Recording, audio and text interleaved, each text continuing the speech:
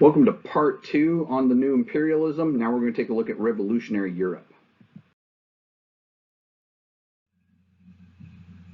So that period between 1820 and 1848 is going to be one of revolutions, especially in Central and Southern and Eastern Europe, but also a little bit in the West.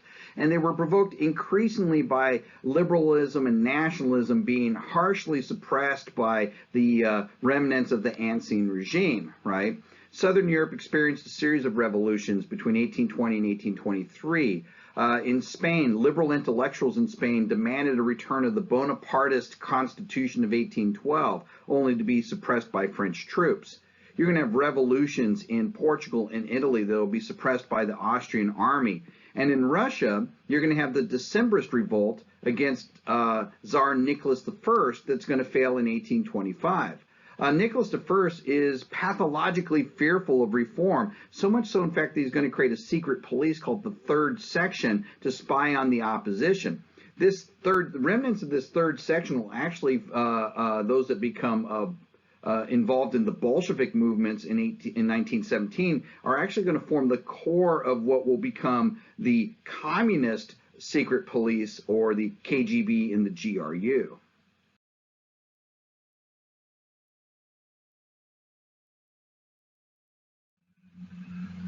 Now, revolutions in the Balkans and in Greece between 1817 and 1829 were more successful, but that's because these were revolutions against the Ottoman Empire, and so it was often supported by many of the Western European governments.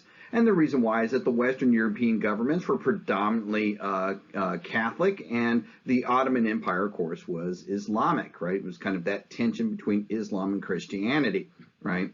So in 1817, the Serbs rebelled, and in the process of rebelling against Ottoman rule, they're going to achieve their independence, right? In 1820, a Russian general of Greek descent is going to lead a Greek revolt against the Ottomans, which failed when the Austrian minister Metternich is actually going to urge the Russian Tsar not to support this rebellion.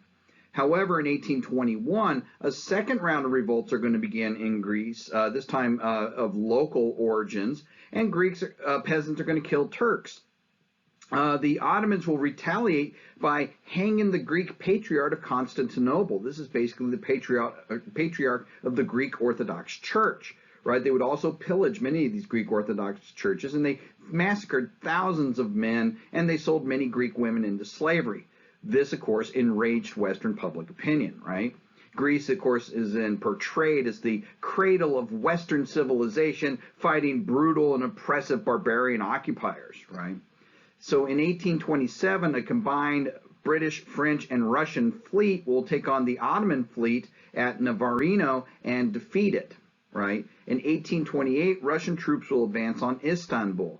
And finally, in 1829, all parties involved will sign the Treaty of Adrianople, right? In the Treaty of Adrianople, Greece will receive its independence, and Russia will be appointed to protect the semi-independent provinces of Wallachia and Moldavia, that's modern-day Romania, eastern and western Romania, and that arrangement there that's created will ultimately lead to the Crimean War.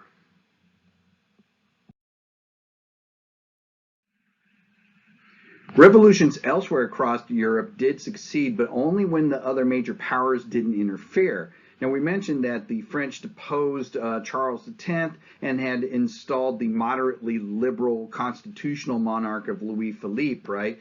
That led to a series of revolutions elsewhere in Belgium and Germany, the German states rather, Spain, Portugal, Poland, Italy, right? And with the exception of Belgium, these were all brutally suppressed by the major powers. In Belgium, Belgium was given its independence as a result of this in exchange for a declared neutrality, right? Belgium is going to be a neutral state, right?